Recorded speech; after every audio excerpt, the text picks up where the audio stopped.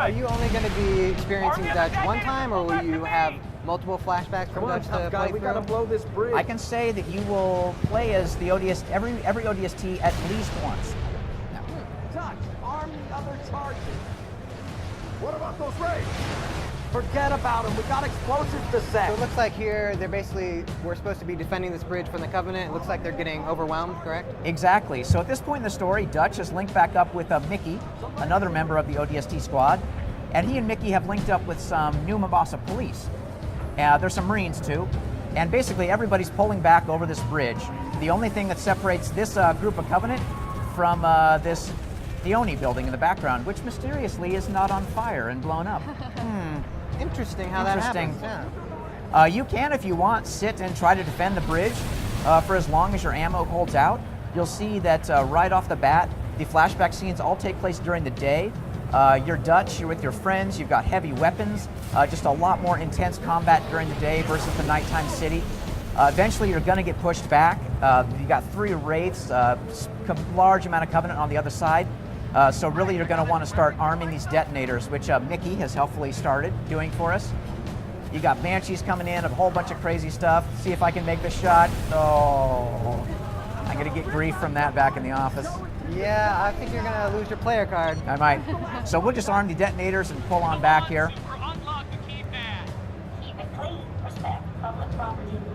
you don't let us trigger those charges, in about 5 minutes, the data center's going to be... I'm worried that bridge is not going to be able to survive those detonators going on. No, you can see my stamina's low, my health is low. I'm just going to pull the trigger and blow this thing up, and that bridge's going to be real unhappy in about 3 seconds.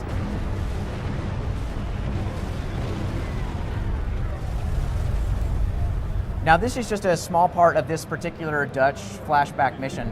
If we were to keep playing, he would play beyond the Oni wall and maybe even into the interior of the Oni building for more shenanigans. If you like, we could keep playing. We could. Unfortunately, the screen has gone to white for some reason. I don't know why. So strange. Darn trade shows. That might be a bug. That might be.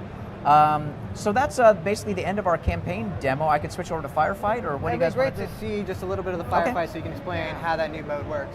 All right, so bear with me here as I quit out and go back to the main menu really quick. But that's basically how the game works. You play as the rookie at night, finding clues, looking for members of your squad, and as you find those clues, you flash back in time and play as them for a little bit. And just for people who don't know, all of the maps from Halo 3 are back in this game and available. All the normal multiplayer carries over into ODST, correct? Exactly. So the way ODST works is it's 2 discs in one package. One disc is ODST and has the campaign and Firefight. And then there's another disc which contains 3 new multiplayer maps for Halo 3, including Heretic, which is a remake of Midship, which everybody's been asking for a while, and all other 21 multiplayer maps that we've released. But that's on its own standalone disc. So if you've lost your Halo 3 disc and just want to play multiplayer, if you want the 3 new maps, you just pop that separate disc in your 360 and you're good to go. I pawned my disc for this watch. Did you? Yeah, I did. Then that extra disc is going to be great. But really, that disc is all about delivering these 3 brand new maps. Well, let's run into a Firefight here and just see how that works. Sure. Easiest way to show off Firefight is to just jump into the theater really quick. I've got a good, safe film here, so we'll just fire that up. So if you can just explain briefly what this mode is. This is a cooperative mode, correct? Yes, this is ODST's cooperative game mode. Again, you can play campaign cooperatively, but if you just want to jump into the sandbox really quickly with your friends and experience high-intensity action from the get-go, Firefight's what you want to choose. So as I start the film and you look here, we're going to go back into the Oni Alpha site onto a Firefight mission we're calling Security Zone. And as the film starts here and gets loaded up, I'll let it play for a second and then break the camera out and show you where you are. So we'll just fight up a little bit and pause, disengage the camera, and fly up here.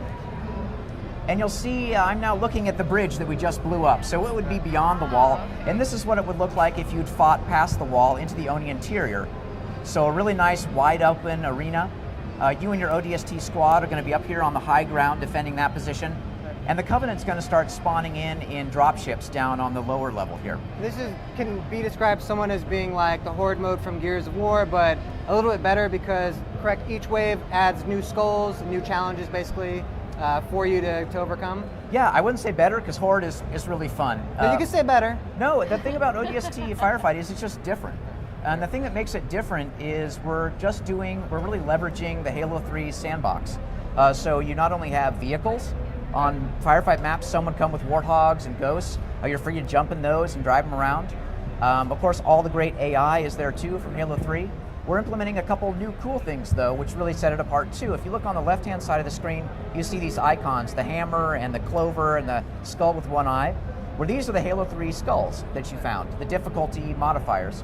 Gotcha. Firefight is a set of waves that you fight against the Covenant, and with each round, a round is a set of waves. It gets a little bit tricky, but trust me, it's really intuitive once you play. When we change rounds, we change the skulls. Right, to make it more difficult. Exactly, and not necessarily more difficult, but just more interesting. Different. Yeah. Right. So if you are fighting grunts in the first round, the grunts in the second round will behave totally differently. They'll throw more grenades. You'll only get health back if you melee attack them.